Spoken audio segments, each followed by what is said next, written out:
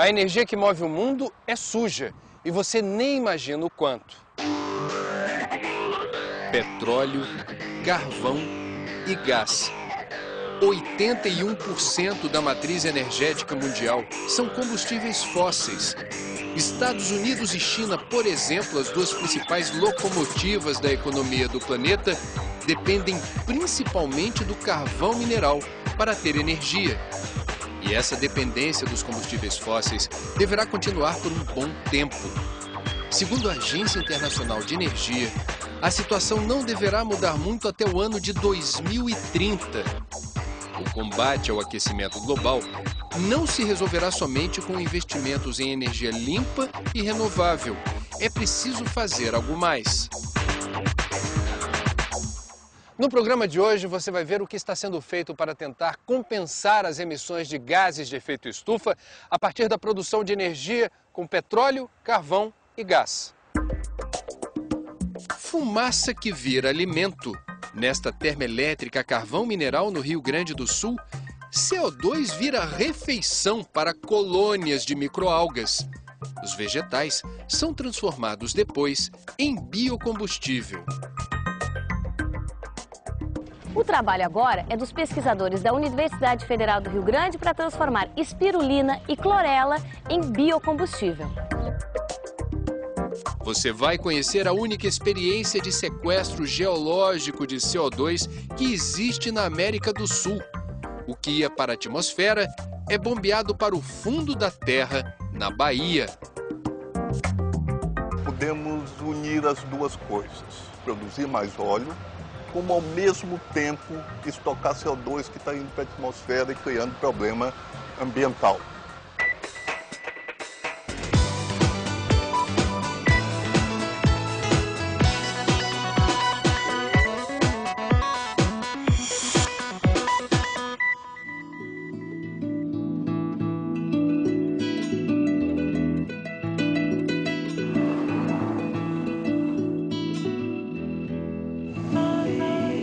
Candiota, no Rio Grande do Sul, abriga uma das maiores termoelétricas do Brasil.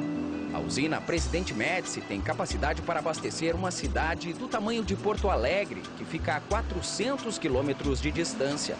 O problema é a fonte de toda essa energia. O carvão mineral é o mais poluente de todos os combustíveis fósseis. Mas a usina não foi construída aqui por acaso. Candiota possui a maior reserva de carvão mineral do Brasil. 38% de todas as jazidas conhecidas de carvão do país ficam aqui. A poluição é um problema antigo da cidade que tem 10 mil habitantes. Uma enorme torre de resfriamento com 124 metros de diâmetro e 133 metros de altura foi construída aqui para dispersar os gases da usina. Ainda assim, o problema não foi totalmente resolvido. Daqui saem 2 milhões de toneladas de gás carbônico por ano. Para virar o jogo da poluição, pesquisadores da Fundação Universidade de Rio Grande desenvolveram um projeto único no mundo. Parte do gás carbônico, que ia para a atmosfera, segue agora para esses tanques, onde servem de alimento para colônias de microalgas nativas da região sul.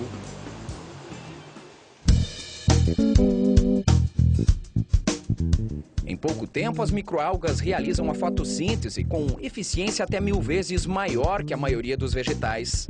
Graças a esses pequenos seres, o gás tóxico da usina vira oxigênio.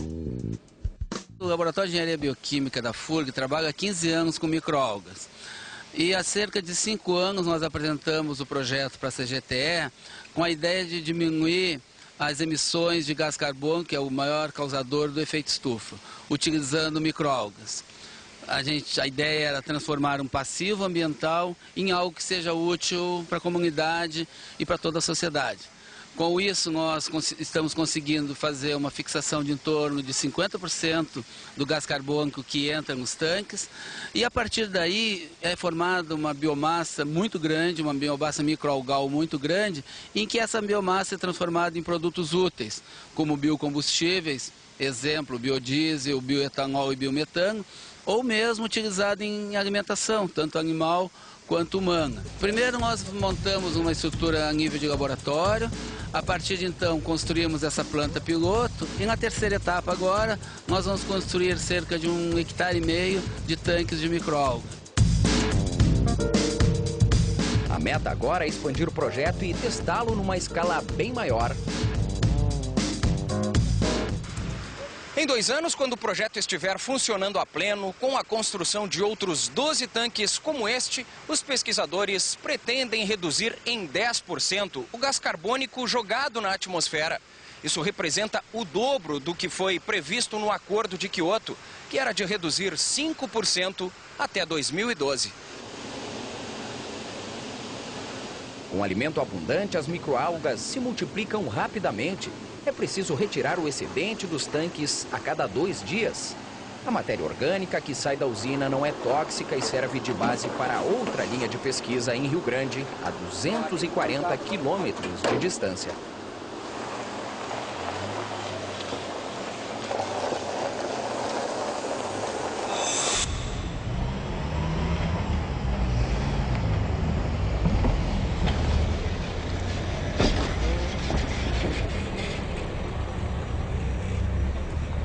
Aqui dentro estão as microalgas que acabaram de chegar da usina termoelétrica Presidente Médici de Candiota. E elas vêm em 2 formas, na sólida e na líquida. O trabalho agora é dos pesquisadores da Universidade Federal do Rio Grande para transformar espirulina e clorela em biocombustível.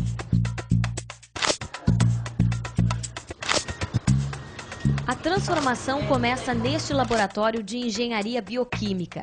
Aqui, as microalgas terão 2 destinos: virar alimento para animais ou biocombustível, atendendo às exigências e os padrões da Agência Nacional de Petróleo. O biodiesel é feito neste equipamento, que extrai o óleo da microalga através de uma substância química chamada hexano. A passagem do hexano através da célula da microalga vai extrair toda essa quantidade de gordura que ela tem. A partir daí, essa gordura é separada do solvente, como normalmente acontece em qualquer extratora de lipídios, qualquer produtora de óleo vegetal, e esse óleo passa por um processo de transesterificação e transformação dele em biodiesel. Como é feito com óleo de mamona, como é feito com óleo de soja. A produção de biometano é diferente. Em uma geladeira, este tubo, chamado de biodigestor, armazena as microalgas que são misturadas com diferentes bactérias. Ao se alimentarem com as microalgas, as bactérias liberam o gás metano.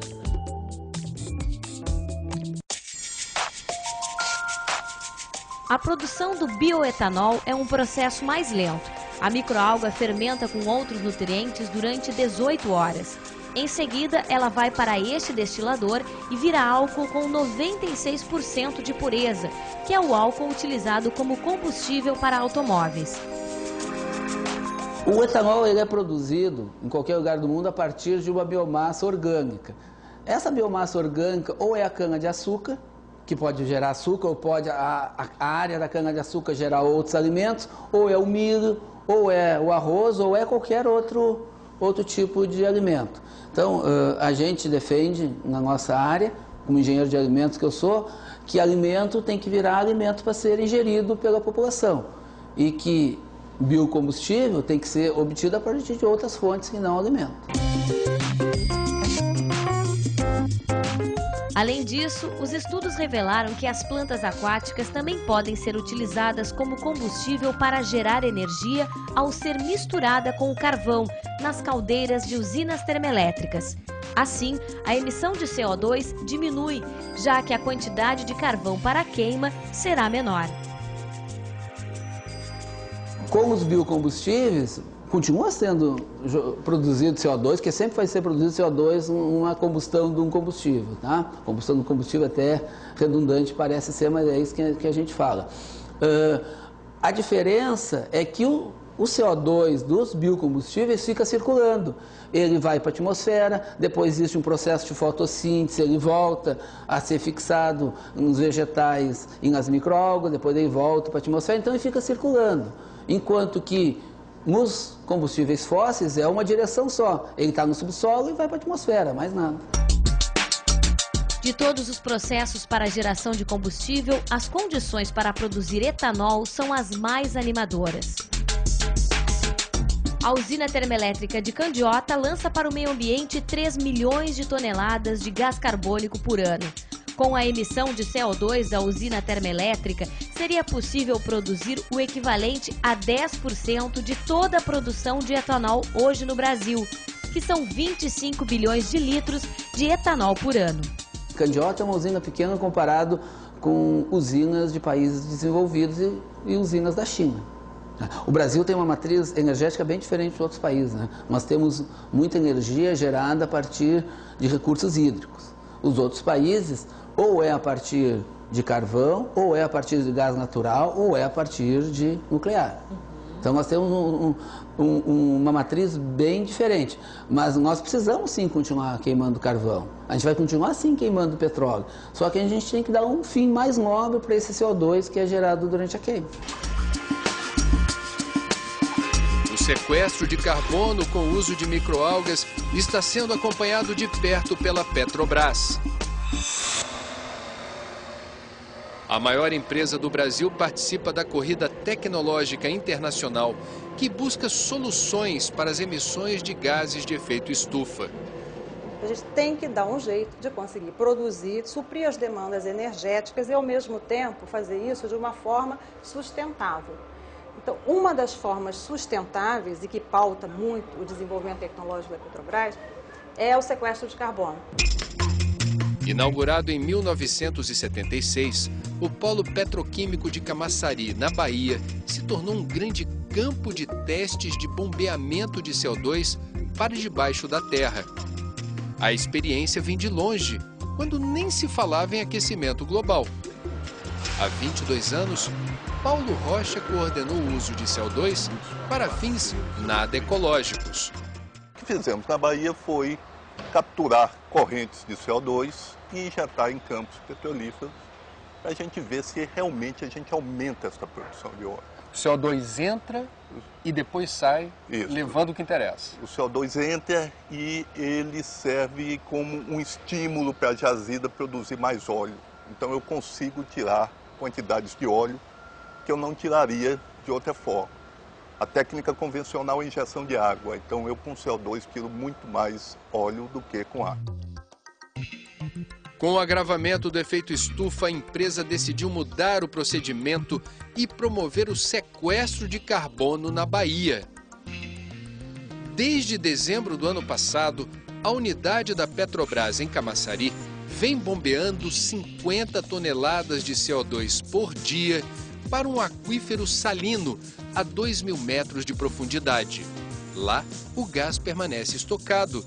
É a única iniciativa do gênero na América do Sul. Percebemos que podemos unir as duas coisas.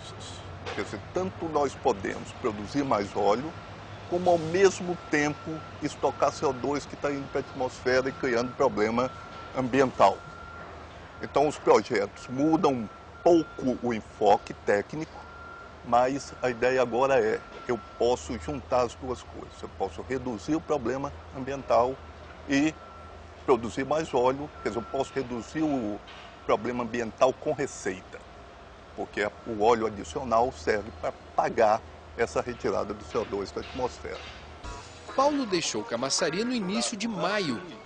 Foi promovido e vai coordenar o gerenciamento de CO2 nos campos do pré-sal. O pré-sal tem um valor, uma concentração de CO2 no gás natural maior do que a média dos campos brasileiros que nós temos trabalhado até o momento. Então, há uma decisão corporativa da companhia e dos nossos sócios nesses projetos de não emitir esse CO2 para a atmosfera. Então, há hoje um grande investimento na companhia em desenvolvimento de tecnologias para que essa separação e armazenamento geológico possa ser feito nas condições do pré-sal, que são extremamente adversas, a 300 quilômetros da costa, com lâmina d'água de 2.000 metros, com 2.000 metros de camada de sal, em reservatórios em jazidas de petróleo a 5.000 metros de profundidade. Então, a companhia hoje está procurando diversas tecnologias onde ela possa armazenar o CO2 e não emitir esse CO2 para a atmosfera. Em resumo, vem o gás, separa-se o CO2 do gás e reinjeta o CO2 de onde ele veio. De onde ele veio. Esta é a tecnologia hoje mais promissora que nós estamos, a nossa primeira opção. Existem outras. Por exemplo, você pode injetar em campos antigos, dentro na área da bacia de Campos, em campos depletados, possivelmente até em cavernas construídas no sal, cavernas artificialmente construídas no sal. Então, estamos testando algumas outras tecnologias. A melhor opção até o momento é reinjetar na própria jazida de petróleo. Nessas condições, ele pode ser até favorável, pode até aumentar um pouco o fator de recuperação da jazida. Nesse caso, o CO2 tem um valor. Por outro lado, se a solução final não for essa, for simplesmente um armazenamento geológico no aquífero salino ou numa caverna de sal, o CO2 vai entrar como uma despesa adicional no projeto. Qual é a aposta do senhor? Do próprio reservatório, aumentando o fator de recuperação da jazida, é o que eu espero. Uma das experiências que servem de exemplo para a Petrobras vem da Noruega. Lá existe uma lei federal punindo as companhias de petróleo que deixam vazar CO2 para a atmosfera em $40 por tonelada do gás. A Statoil, na Noruega, está em 2 campos em que ela já aplica isso. Um campo é o campo de Sleipner, em que ela separa o CO2 que vem em alta concentração na corrente de gás natural, separa e reinjeta no aquífero. Ela faz isso também por conta da Noruega já ter legislação que pune quem emite CO2 para a atmosfera. Tá? Lá ele é controlado. Então, para ser economicamente viável a produção de gás, essa produção de gás ela não pode conter um determinado percentual, acima de 2,5% de CO2 na sua corrente, na especificação. Então, para a Noruega poder comercializar, ela precisa separar. Se não houvesse legislação, provavelmente estaria ventando. Mas como para ela é econômico comercializar esse gás, separar e reinjetar ele num aquífero profundo, salino, ela está fazendo isso e é um primeiro grande projeto comercial em que a gente sabe que está sendo viável economicamente no mundo. Para a gente é uma referência, 1 milhão de toneladas ano de CO2 injetado. Aí, com isso, várias tecnologias estão vindo carreadas por esse desenvolvimento tecnológico. Então, são todas as tecnologias para monitoramento, para garantia de que não há risco desse armazenamento geológico nos aquíferos, garantia que vai haver a permanência desse CO2 por milhões de anos, porque as questões climáticas, elas não são seculares, elas são de muitos e muitos milhões de anos. Então, a gente tem que ter toda essa garantia e desenvolver toda uma tecnologia para isso.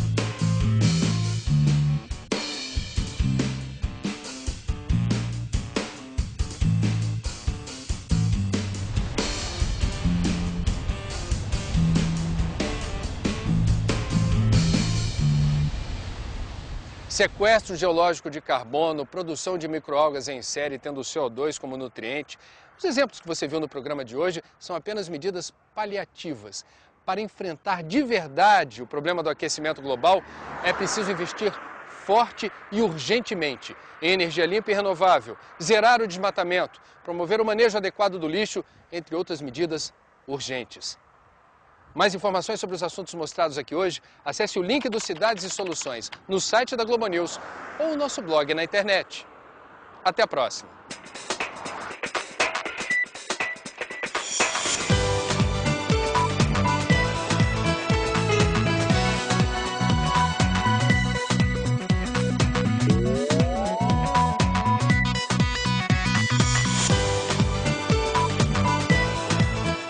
Nós precisamos sim continuar queimando carvão. A gente vai continuar sim queimando petróleo. Só que a gente tem que dar um fim mais móvel para esse CO2 que é gerado durante a queima.